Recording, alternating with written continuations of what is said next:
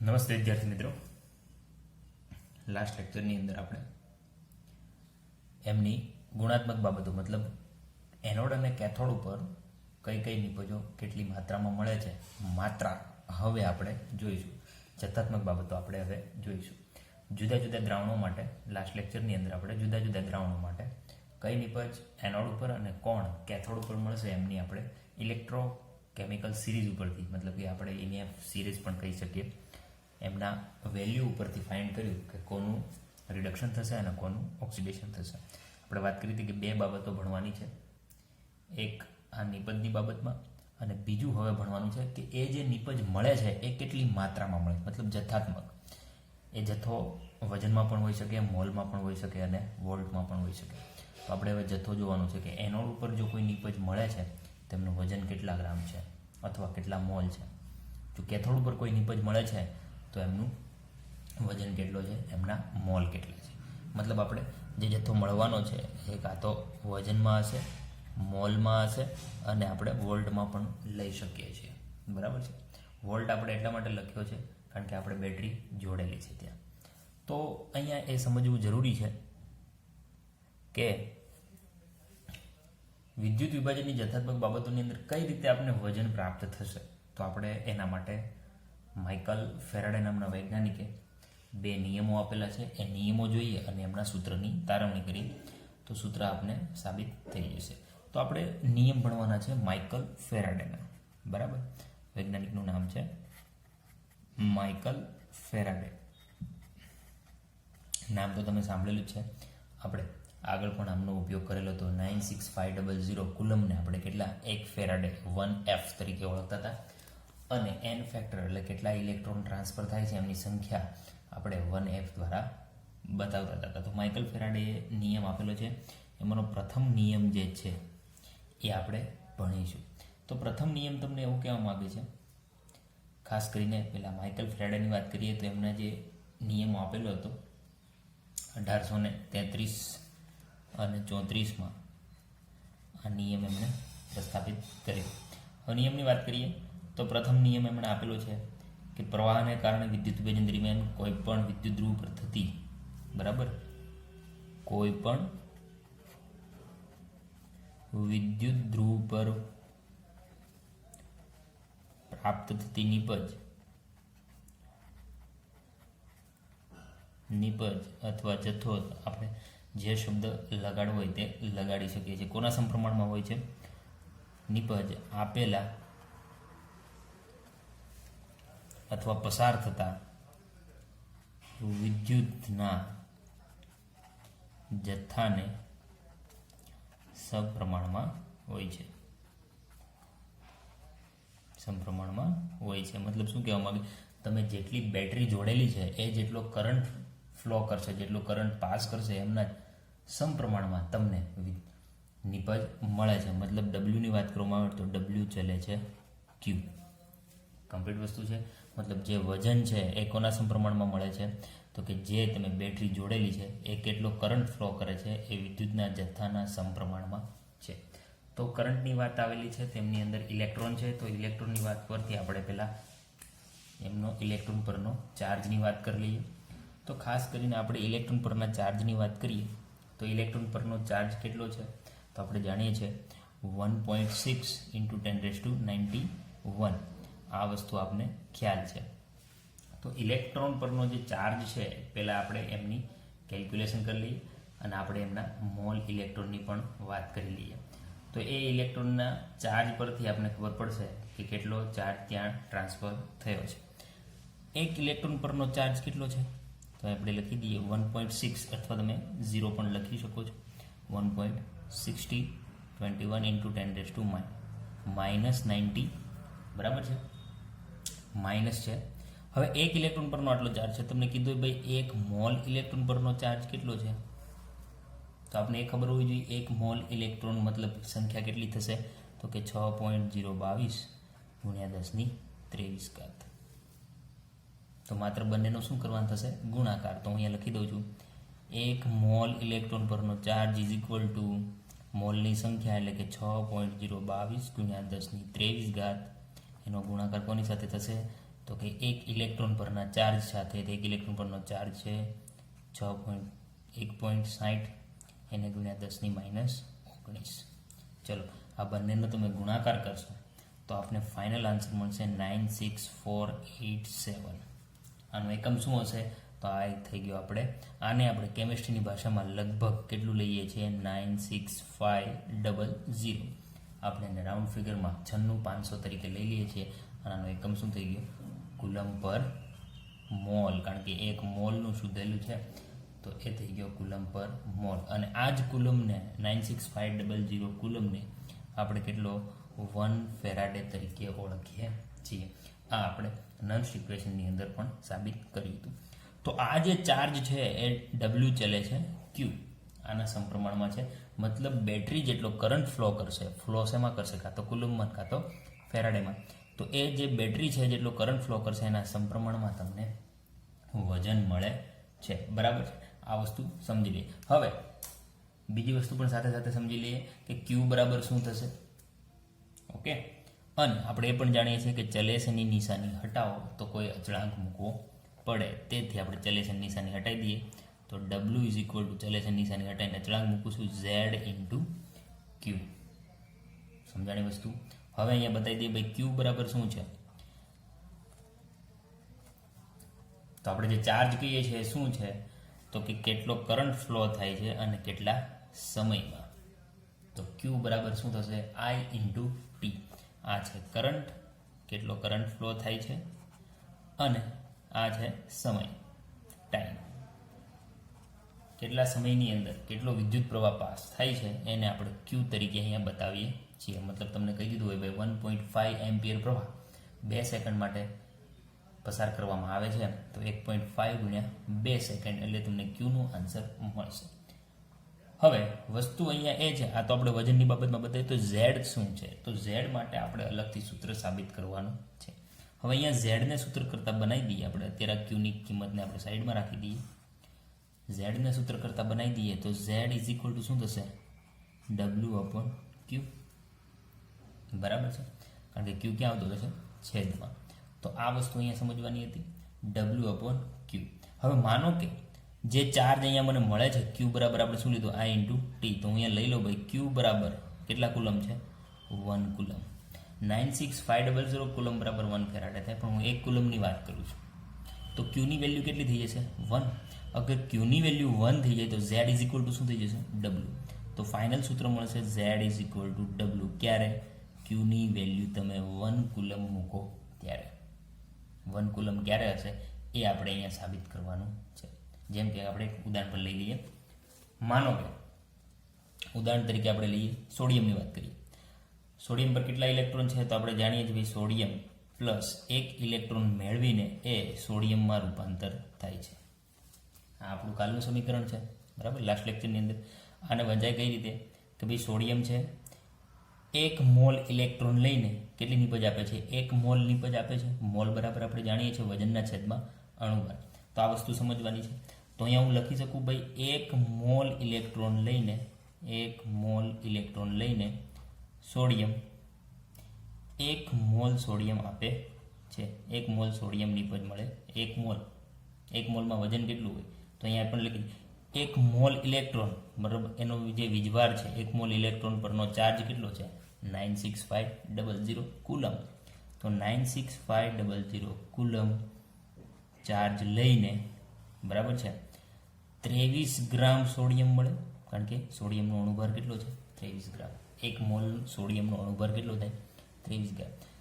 1 mall ઇલેક્ટ્રોનનો charge કેટલો છે?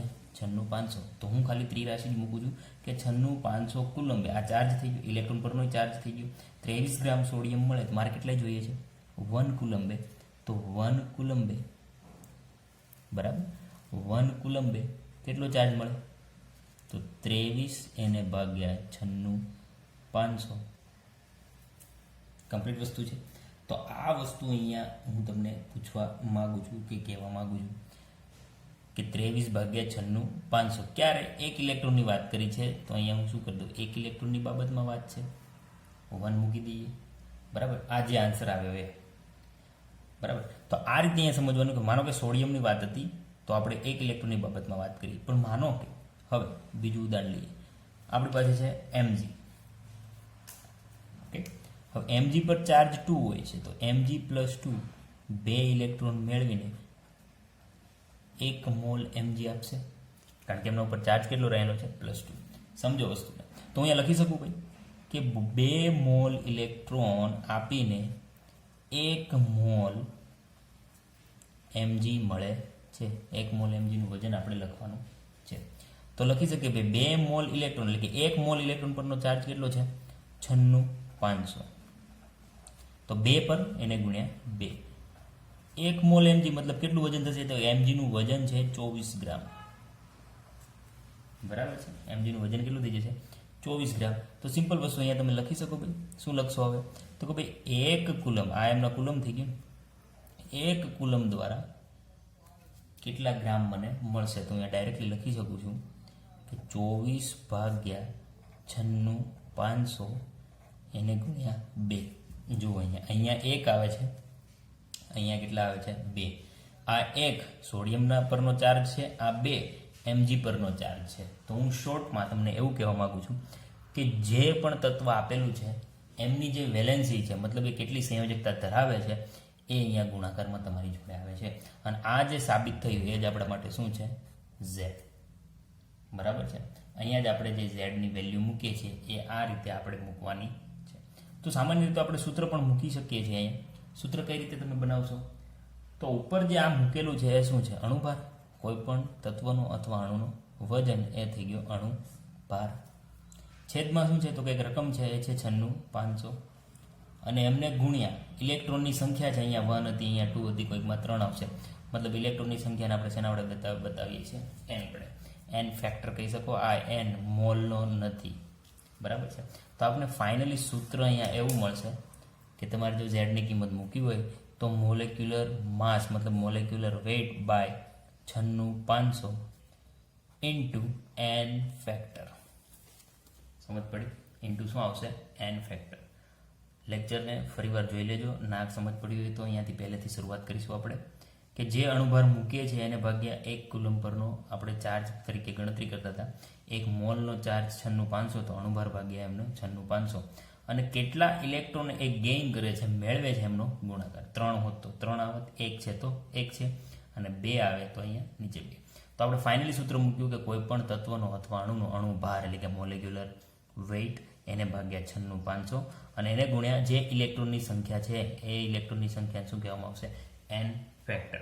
તો આપણે ઝેડની કિંમત આ રીતે પ્રાપ્ત થશે. આ થઈ ગયું ઝેડનું સૂત્ર. હવે આ ઝેડનું સૂત્ર આપણે ડાયરેક્ટલી આગળના સૂત્રની અંદર મૂકીએ. તો આગળની વાત કરીએ આપણે કે ઝેડની કિંમતને આપણે આગળ લઈ જઈએ. સૂત્રમાં ડાયરેક્ટલી કિંમત મૂકી દઈએ આપણે. બરાબર છે? તો જોઈએ રકમ આપને કઈ રીતે પ્રાપ્ત થાય છે અને સૂત્ર શું મળે છે. તો હવે ઝેડની કિંમત અહીંયા મૂકતા w is equal to Z into શું હતું? ક્યુ. ક્યુની કિંમત મેં તમને આપી દીધી i ઇન્ટુ ટી. તો મુખ્ય સૂત્રની અંદર કિંમત આપણે ફેરાડેના પ્રથમ નિયમની વાત કરીએ છીએ. અથવા તમે ઝેડની ડાયરેક્ટ કિંમત મૂકવી તો પણ મૂકી શકો છો. તો w ઇઝ ઇક્વલ ટુ ઝેડની કિંમત શું આવી? તો કે ભાઈ મોલેક્યુલર વેઇટ એના છેદમાં હતું 96500 એને ગુણ્યા n ફેક્ટર. આ કોની કિંમત છે? માત્ર ઝેડની. હવે ક્યુની કિંમત શું હતી? તો ક્યુની કિંમત હતી i ઇન્ટુ ટી. લો, તો આપણે ડબલ્યુનું સૂત્ર મળી ગયું છે. વજન ડબલ્યુ મતલબ શું થશે? વજન થશે. તો કોઈનો પણ વજન જોઈતો હોય, કોઈ પણ તત્વ એનોડ પર કેટલું મળે, કેથોડ પર કેટલું મળે છે, તો એના આપણે સૂત્ર ડાયરેક્ટલી મળી જશે કે જે તત્વ આપેલું છે એમનું વજન મૂકી દો,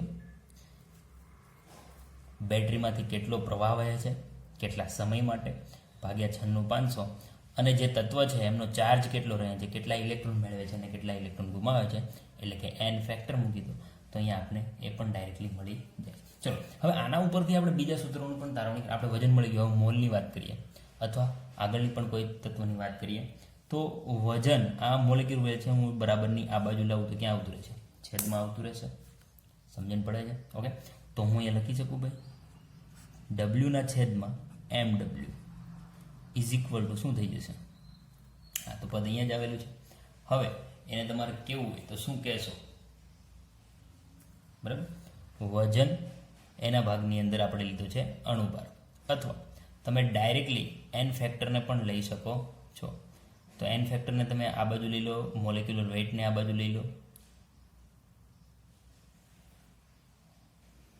બરાબર. તો અહીંયા આપણે એમડબ્લ્યુને છેદમાં લઈએ તો જો સૂત્ર મળી ગયું આપણે વજન ભાગ્યા અણુભાર. હવે આપણે એમડબ્લ્યુને છેદમાં લઈ લીધું છે તો ફાઇનલી સૂત્ર આપણે શું મળશે તો કે ભાઈ આઈ ઇન્ટુ ટી ઉપર જે છે છેદમાં 96,500 ઇન્ટુ એન ફેક્ટર. હવે મને બતાવો કે ભાઈ વજન ભાગ્યા અણુભાર કોનું સૂત્ર છે? મોલનું. તો અહીંયા હું મોલ શબ્દ લખી શકું ડાયરેક્ટલી. તો મોલ ઇઝ ઇક્વલ ટુ આપણને સૂત્ર મળશે આઈ ઇન્ટુ ટી 96,500 એને ગુણ્યા એન ફેક્ટર.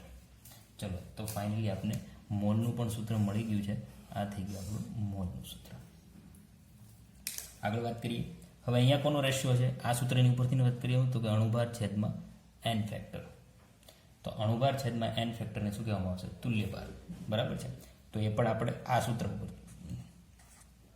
1 અને 2 નંબર તો 1 ઉપરથી આપણે અણુભારના છેદમાં એન ફેક્ટર તો પણ એમની પણ આપણે ગણતરી કરી લઈએ. તો અહીંયા સાઈડમાં લખી દઉં છું ભાઈ અણુભાર મોલેક્યુલર વેઇટ છેદમાં n factor is equal to શું કહેવામાં આવશે? ઇક્વિવેલેન્ટ વેઇટ મતલબ કે તુલ્ય ભાર. તો આ પણ આપણે સૂત્ર મળશે. તો આ બંનેનો જે રેશિયો છે ને હું ઇક્વિવેલેન્ટ વડે બતાવી શકું તો ડબલ્યુ ઇઝ ઇક્વલ ટુ આપણે ફાઇનલ સૂત્ર શું મળશે? W is equal two MW ભાગ્યા એનએફ છે એને આપણે ઇક્વિવેલેન્ટ વેઇટ વડે બતાવી શકીએ. તો ઇક્વિવેલેન્ટ વેઇટ એટલે કે તુલ્ય ભાર એને ગુણ્યા આઈ ઇન્ટુ ટી છેદમાં એમને એમ રહેશે 96,500. બરાબર. એન ફેક્ટર નીકળ્યું. તો આપણું થર્ડ સૂત્ર જ્યારે કોઈ તુલ્ય ભારની વાત કરવામાં આવે તો ડરવાની જરૂર નથી. એના માટે પણ આપણી પાસે સૂત્ર છે થર્ડ નંબર. કમ્પ્લીટ વસ્તુ છે. તો માત્ર આપણે ગુણોત્તર જ લીધેલો છે. મોલની સૂત્ર આપણે આપી દીધું, ઇક્વિવેલેન્ટ વેઇટનું સૂત્ર આપી દીધું. તો આ રીતે આપણે સૂત્ર મેળવી શકીએ છીએ. હવે મોલની બાબતમાં આપણે આગળ વાત કરીએ કે ભાઈ સમીકરણ 2 થી આગળ વસ્તુ વાત કરીએ. સમીકરણ 2 પરથી શું થશે? જો મોલના વ્યસ્ત પ્રમાણમાં કોણ છે? N factor. સમજ પડે છે? તો ડાયરેક્ટલી મોલના વ્યસ્ત પ્રમાણમાં એન ફેક્ટર છે મતલબ જે વિદ્યુત પ્રવાહ આપણે પાસ કરીએ છીએ એ મોલના વ્યસ્ત પ્રમાણમાં છે. તો અહીંયા લખી શકું છું મોલ ચલે છે 1/n ફેક્ટર. આ વસ્તુ પણ જાણવા જેવી છે. તો આ વસ્તુ યાર હવે એ મોલ કોના હોઈ શકે? તો અહીંયા લખી દઉં મોલ કેથોડ પરના પણ હોઈ શકે, મોલ એનોડ પરના પણ હોઈ શકે. તો એન ફેક્ટર પણ એ જ થશે. તો એન ફેક્ટર એ કેથોડ પરના પણ હોઈ શકે અને એન ફેક્ટર એ એનોડ પરના પણ હોઈ શકે. તો આ બંનેનો તમને ગુણોત્તર લેવાનો કે તો હું લખી શકું ભાઈ મોલ કેથોડ પર એને ભાગ્યા મોલ એનોડ પર.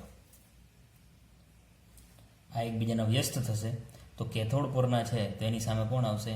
એન ફેક્ટર એનોડ પરના અને છેદમાં એન ફેક્ટર કેથોડ પરના. તો આ ગુણોત્તર પણ તમારે યાદ રાખવાનો છે. આમના ઉપરથી પણ દાખલા પૂછવામાં આવી શકે છે.